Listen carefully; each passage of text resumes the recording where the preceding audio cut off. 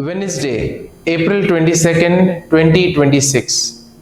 Focus. Those who were scattered went about preaching the word. The persecution of the early church looked like a disaster, but it was God's launch pad. The crisis sparked massive evangelization, providing the gospel is more powerful than persecution.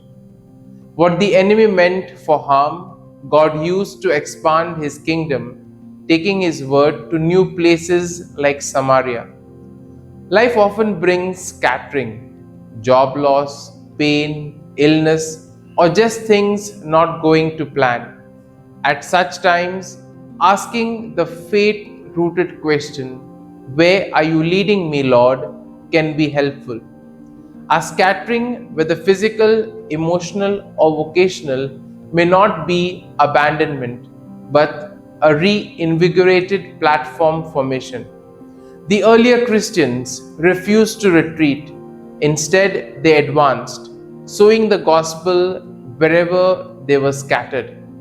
We too need to witness in unlikely places, our workplaces, social circles, or unexpected meetings.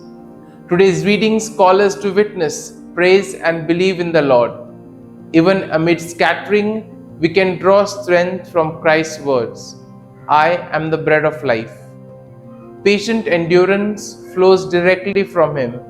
Obeying and spreading His word strengthens our relationship with Him. Our hardship may be our new mission field, fertilized by grace and hope.